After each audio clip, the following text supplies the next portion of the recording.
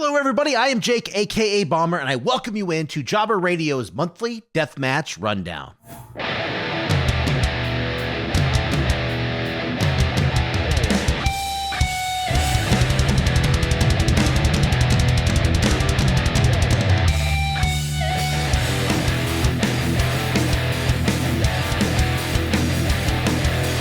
In this video, I'm going to be sharing with you several different things that took place in February 2023 inside the deathmatch world of professional wrestling. I'm talking anything from 5 must-see death matches that you better not skip over to special happenings in the scene that took place. Tournaments have always been one of the biggest elements to deathmatch wrestling, and each month I have you covered in recapping who took home what trophies. And I will also keep you caught up on all of the Deathmatch Championship matches that took place over the past month. And just like last month's episode, let's get started with the Jesus Christ Spot of the Month.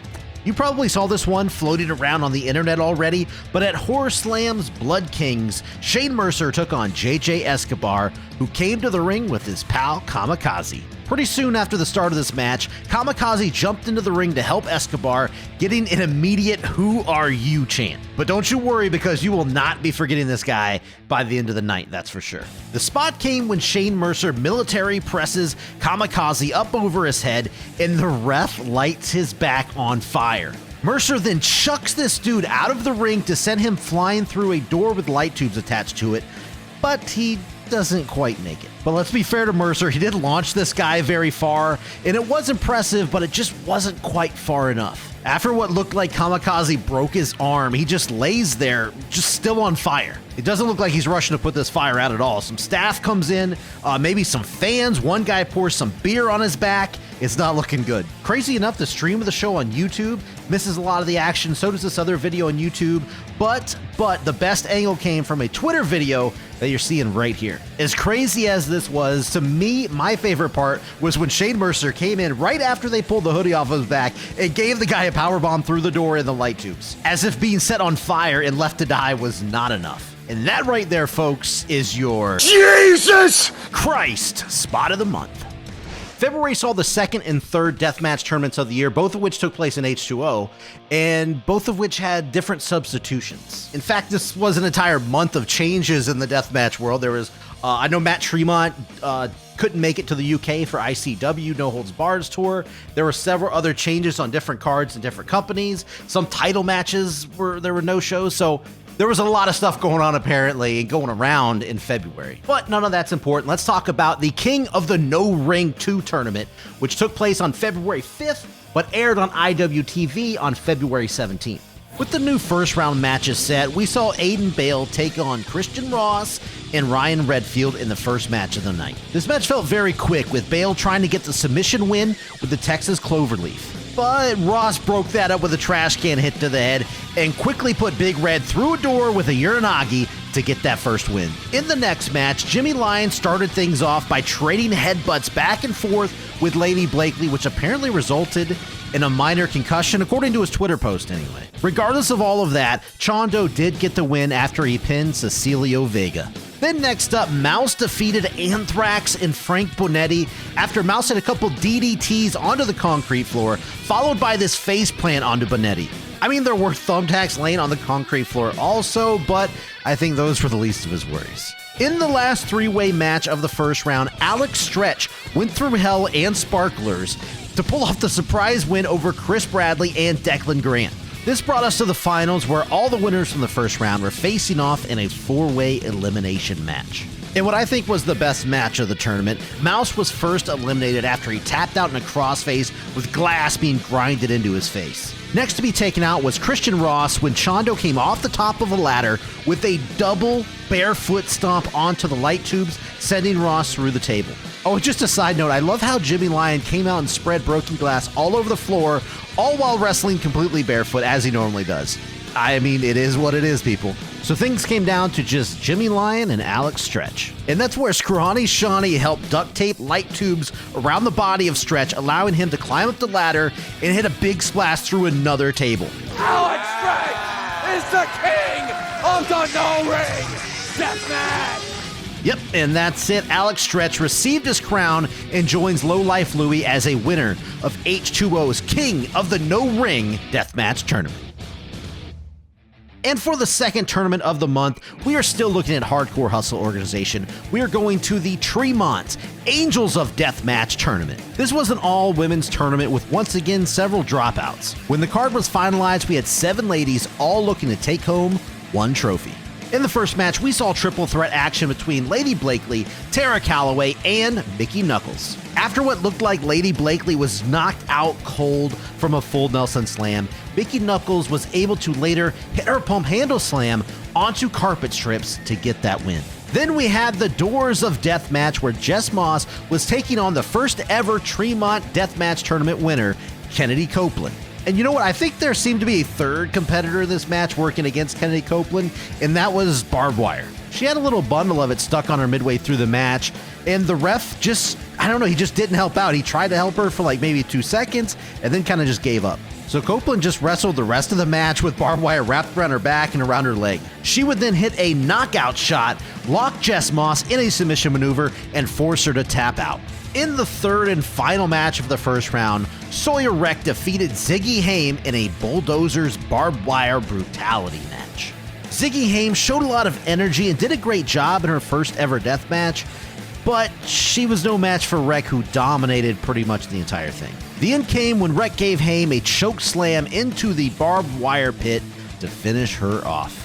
This would be another 2-round tournament, so we find ourselves in the finals where all 3 of the first round winners meet to see who takes home the trophy. This would be a hardcore heaven Gates of Glass match where we saw plenty of blood spill, including a very scary moment. While Mickey was going to hit Wreck with a bundle of broken light tubes, she accidentally ran them into her own inner thigh, cutting herself very, very badly. Insanely to her credit, she taped it up, kept on going, and finished the match. After plenty more mayhem, Sawyer Wreck won the match with a double-handed chokeslam, pinning both of her opponents at the same time. Also, from the sounds of things after the match, Mickey had some teeth chipped as well, so it was just a really rough night for the H2O Hall of Famer. But there you have it, folks. Sawyer Wreck gets her first ever Deathmatch Tournament trophy and is the winner of Tremont's 3rd Deathmatch Tournament. All right, now let's get into some deathmatch wrestling news. We got a lot of these topics to cover, so we're going to get through them pretty quick. First things first, Callan Butcher, an Australian deathmatch wrestler who he's been tearing it up in Deathmatch Down Under, several other companies, but he was about to make his United States debut, a full tour, but now that's going to be canceled. He made this post on Twitter on February 23rd saying, due to mental health, some injuries, it's time to just step away from the whole sport in general. It's unfortunate, but he says he's not happy anymore. It's just causing too much stress, anxiety, all that. He does want to make sure to thank all of the people that have supported him in his wrestling career so far. And he said he's proud of the work that he's done so far. And you know what? I've seen very little from Callan Butcher. I've seen stuff only recently, actually, and I thought the dude was awesome. So, you know what? For the little bit of time you were here, you got a fan out of me for sure. But as always, mental health, family, friends, all of that, your body, just life in general is way more important than professional wrestling. So more power to you, Callan. I know it had to be hard to make this decision, but best of luck. Somebody else that's going to be calling it quits is Drew Parker, not from wrestling in general, just deathmatch wrestling. He made a post on Instagram and Twitter, and it reads, "Thought about it long and hard, but I've decided I'm wrapping up death matches. Got a million thoughts on the whole situation, and anyone close to me knows that this has been coming for a while. But it just isn't for me right now. My match with John Wayne Murdoch at GCW in March will likely be my last death match, full stop. Thank you." And it's being promoted that way. Everybody's talking about it. Yes, the match at Holy Smokes for GCW on March 4th next month is going to be the last death match for Drew Parker. I think it's safe to say this is going to be a classic. You're not going to want to miss this. I'm pretty sure him and John Wayne Murdoch are going to go all out. Also coming next month is a debut of a brand new deathmatch company called No Man's Land Wrestling, NMLW. It's a little hard to say. Well, they have a fully stacked card here. Obviously, Callan Butcher, that'll be a replacement going against Satu Jin. But they have all kinds of other good matches planned out. You need to check it out. March 17th is the debut. And according to the graphics, you'll be able to watch it on IWTV. I say always great to see new companies start up. I feel so bad for the wrestlers. That means even more death matches. But for the fans, hey, We kind of like it. But best of luck getting this new company off the ground. I'm going to be watching. I hope you guys tune in, check it out, and let's see what they got. So do you remember how just last month I was excited about the UVU coming back, the Ultraviolet Underground, CZW was coming back, we were going to have 4 new shows, we were going to have what looked like John Zandig coming out of retirement again to take on Schlack. Well, apparently that's not happening anymore. Like the whole thing, the whole UVU is just not happening anymore. I can't find anywhere on Twitter where they actually posted this or made it official, but there was an email that was sent out. I'm going to read it off my phone here, so I'll put the graphic up for you. This was sent on February 14th, by the way. So it says that we have to inform you after thoughtful consideration, a decision has been made to discontinue operations and terminate the production of the Ultraviolet Underground. 3 big things came into play here, apparently. It was inexperience, communication, and project management. We own all 3 failures. So, you know, that's a bummer. I was really looking forward to the Ultraviolet Underground, as I said before last month, but it's just not happening now. It's been canceled, so let's forget about it, I guess. At least we have the old DVDs. Well, at least I have the old DVDs. I'm sure you can find the matches somewhere on YouTube or somewhere else, but either way, it's gone. All right, now it's time to recap the Deathmatch Championship matches that took place in February of 2023. We had a decent amount this time, and if I'm missing any, please let me know down below. We hope to talk about them in the future, but we have 6 different championships, 8 different matches, a lot to talk about. I'll be as fast as I can. Let's get to the matches. Let's start the title recaps off with the ICW American Deathmatch World Championship. ICW No Holds Barred did a little weekend tour in the UK this month, and in all 3 events, Brandon Kirk put his title on the line. First up, at the Volume 41 show, Kirk issued an open challenge to anybody on the Rise Underground roster to come out and take a shot at his belt. B.A. Rose accepted that challenge, and these two put on a heck of a match, especially for it being under 10 minutes. In fact, this is the first time that I've seen B.A. Rose, and I'm pretty impressed. A Weed Whacker was actually brought into the match, but the champ was able to duck under it and use it against Rose. The crazy thing is, I feel like the blind chair shot from behind hurt just as bad, if not worse. And then kudos to Kirk for getting the big man up for a massive Psycho Driver, fuck your life. And that was the first title defense of the weekend under his belt in a solid, quick match. The next night at the Volume 42 event, Brandon Kirk put his ICW American Deathmatch Championship on the line, as well as his H2O Danny Havoc Hardcore title against Clint Margera. And wouldn't you know it, we got another really good title match here. Like I said, the ICW title was on the line, but the Danny Havoc title really was the focus of this match, technically making it become a world title after this. There were a lot of light tube shots to the head here, as well as a handful of kisses. Things got a little wild, what can I tell you? After some quality hybrid wrestling here, Brandon Kirk planted Margera with his Psycho Driver, fuck your life, to score the win. Then for the 3rd night in a row, Brandon Kirk put his ICW American Deathmatch belt on the line against a man who had quite the month, Lou Nixon. And let me tell you this right now, the fans really did show their hatred towards Lou. I mean, he wasn't helping himself. He destroyed the big light tube sword they all wanted to see used, and man, what a heel. But the fans did get to see Kirk use the big light tube nunchucks against him, so I mean, that was pretty good. The end came when both guys started climbing up to the top rope, and fan favorite Carl Barma threw powder into Lou's eyes. When Lou temporarily blinded, Brandon was able to chokeslam him through a light tube table to get that win. So if you're keeping track of those stats at home, that would be 3 straight ICW American Deathmatch Championship title defenses, Brandon Kirk, plus 1 H2O Danny Havoc Hardcore title defense. Not a bad February for the champ. At Horror Slam's Blood Kings event on February 24th, Schlack put his XPW King of the Deathmatches title on the line against John Wayne Murdoch. This match was nuts. The crowd saw just as much glass as the wrestlers did. Wow. Not that I was keeping track or anything, but after the month of February, I'm pretty sure this match had the most light tubes used. They just kept coming and coming and coming and...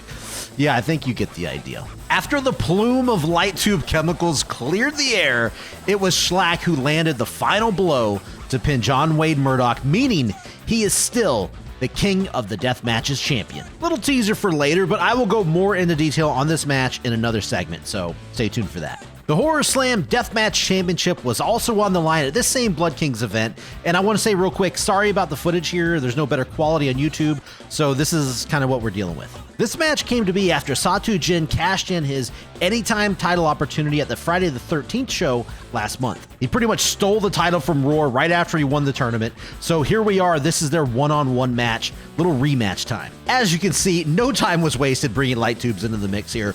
Roar took full advantage early on in this match too. Let me tell you, there were plenty of light tube headbutt shots to go around. After a clothesline backfired on Roar, he took a brutal-looking DVD right before this bad boy came to a close. And the final blow didn't quite go as planned, I assume, but it still looked devastating nonetheless. As Satu caught Roar coming off the top rope, he backed up just enough to knock the Toshiba TV off the chairs it was sitting on. That didn't matter though. Jin slammed Remington Roar down onto the TV regardless to pick up the 3-count victory, and that marked Satu Jin's first successful Horde Slam Deathmatch title defense. UK's Rise European Deathmatch champion is Big Effin' Joe, and at the ICW No Holds Barred Volume 41 show, he put his title on the line against Casanova Valentine. This match was a straight-up war, seeing Casanova literally waterboarding Joe. The tubes were then busted out, seeing Casanova first take a Uranagi, sending the back of his head directly through light tubes, followed by an RKO onto even more. Both guys tried to avoid the barbed wire contraption set up in the corner of the ring as long as they could, but eventually Joe got sent flying into it, getting his arm stuck in it pretty bad. In the end though, Joe countered a claw slam with some more tube shots to the head, followed by his running knee to seal the deal. Then the very next night at No Holds Barred's 42 show, John Wayne Murdoch came out with the Rise European Deathmatch Championship with a piece of paper stuck on the title saying the belt was the USA Fucko title. What kind of fucking idiot says fucko? And the match was off. After Joe took control of the match, Murdoch begged him off, and Joe gave him a choice. Either that light tube or his, let's just say junk. In an almost too quick decision, Murdoch chose the junk, but took the light tube shot to the head anyways. He then got a face full, so I guess, hey, lucky him, he got both. Later, Joe would take a kick to the face, dropping him back onto a board covered in razor wire. Throughout this match, Murdoch was targeting the hurt knee of Joe that he cut the night before, but it would be that same knee that Joe would use to lay Murdoch out to pick up the win. So still your Rise Underground European Deathmatch champion, Big Effin' Joe. Texas-based Wrestle Rave held their show Winter Wham on February 18th. And on that show, Dmitry Alexandrov put his Wrestle Rave Deathmatch Championship on the line against Dr. Redacted. Alexandrov is the first ever Wrestle Rave Deathmatch champion, and he's held the title since August of last year, but he had quite the challenge set up for him here. Alright, we just gotta say it, Dr. Redacted has plenty of charisma to go around, and isn't afraid to let his voice be heard. Yeah, you're damn right, I was going fucking fast, you stupid son of a bitch! These two battled all around the venue, seeing Alexandrov put the Doctor through a door, and then what I like to see, we got to see some innovative uses of the light tubes. Things started to come to an end when it looked like Dr. Redacted started shoving a pin or a syringe or some type of needle. Couldn't really see what it was, but it was going right into the eye of Alexandrov, and he used that to get the advantage. The Doctor then gave him a DVD through the light tube door, followed by a nice curb stomp to get the victory. So there it is, our only title change of the month. Dr. Redacted is your new Wrestle Rave Deathmatch champion. I've seen that Wrestle Rave's Death Triad 2 tournament is coming up in late April, so it's going to be interesting to see how long the Doctor can hold on to that title. All right, now we're going to talk about my favorite portion of the monthly Deathmatch Rundown. 5 must-see matches that took place the previous month, and that was very, very difficult for me to select. There were so many good matches this month, but I had to narrow it down. Sorry if I missed any good ones. While ICW No Holds Barred were in the UK, a lot of their roster appeared on Rise Underground's The Violence Party 2023 show. And that's where our first match comes from. ICW's owner, Danny DeMonto, took on Casey Kirk. And wow, what a beating Casey took during this match. No, this is not going to be the bloodiest match you're going to watch in February, but I believe it told a great underdog story, which Casey has shown she excels at. And Danny beat the holy hell out of Casey for the majority of this match, but that was the story that was being told. Casey just won't give up. I'm talking she kicked out of a DeMonto driver, a brutal looking face plant, and then another DeMonto driver off the top rope through a table. It wasn't until Danny called for a psycho driver that Casey countered him with a pile driver of her own off of some chairs to pick up the win. Honestly, this was one of my personal favorite matches from the ICW UK tour, and if you missed it, it's probably because it was on this solo Rise Underground event, so go back and watch that. I bet you won't be disappointed. For match number 2, we're going to go back to that XPW King of the Deathmatch title match at Horror Slam's Blood Kings event.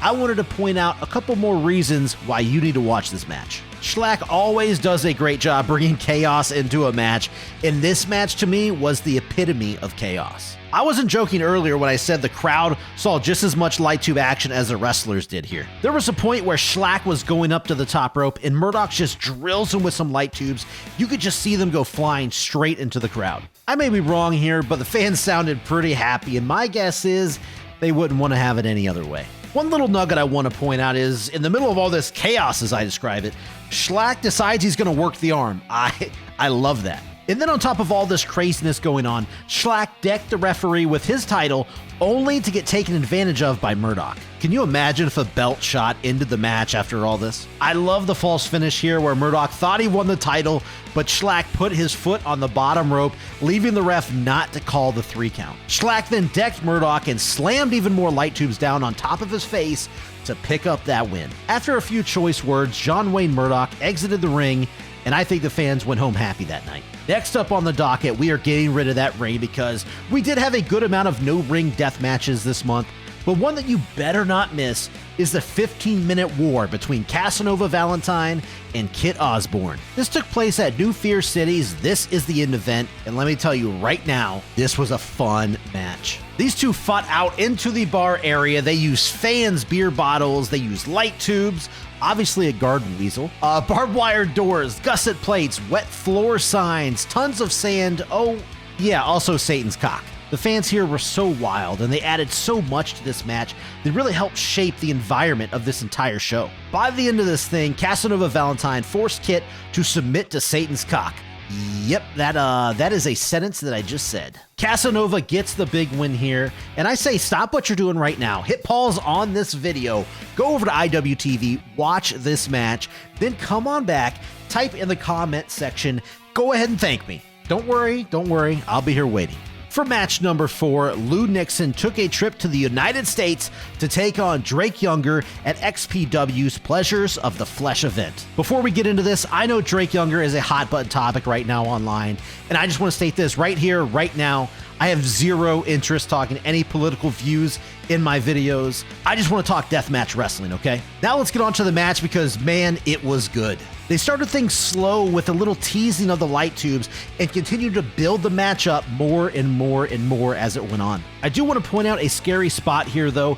Nixon goes to kick a light tube that's on Drake's chest, but comes a little high, catching him right in the throat. Very, very scary stuff here. The kicks didn't stop there either. They just kept coming and coming, and hey, look, I'm not going to do that bit again, but you know what I mean. They just kept going. I love the attitude, the cockiness from Nixon throughout this match. After being introduced to him this month between XPW and ICW's UK tour, he has won me over for sure. Drake did another great job mixing his technical wrestling into his death matches, and to me, that's what makes him stand out from the pack. After kicking out of a big frog splash and a Drake's landing, Younger was forced to outsmart Lou, pinning his shoulders to the mat to get that win. Awesome match here. This was well built up from the beginning to the end, and I just want to see more Lou Nixon. And here it is, match number 5. We are going back to Rise Underground's The Violence Party 2023 show.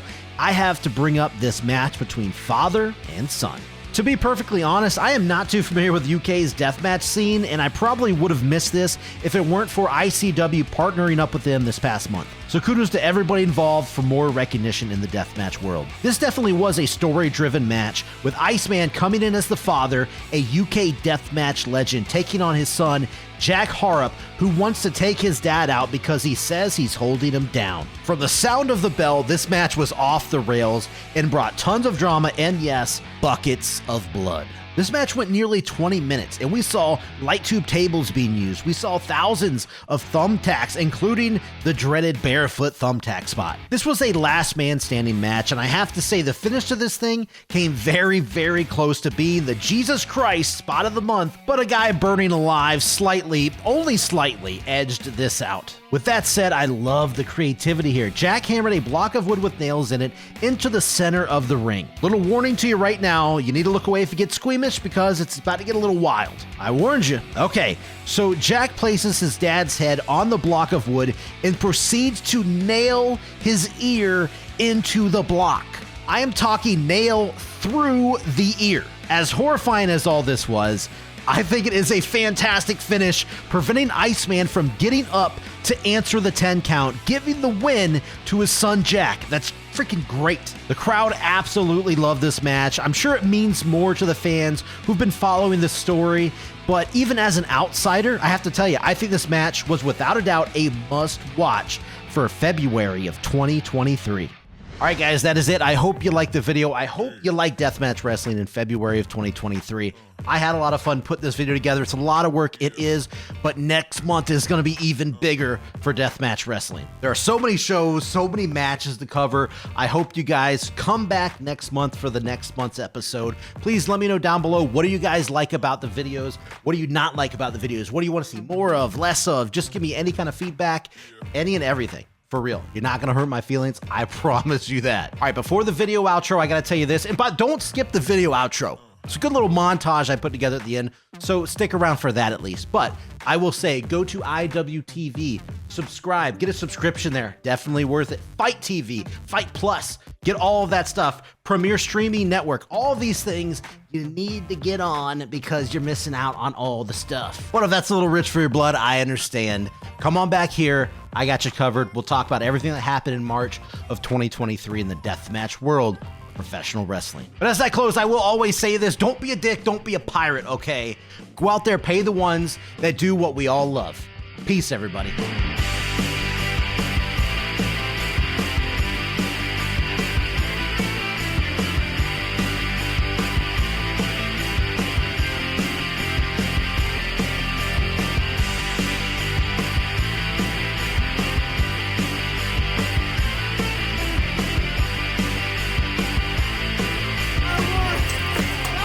I'm coming home, Daddy! I'm coming home!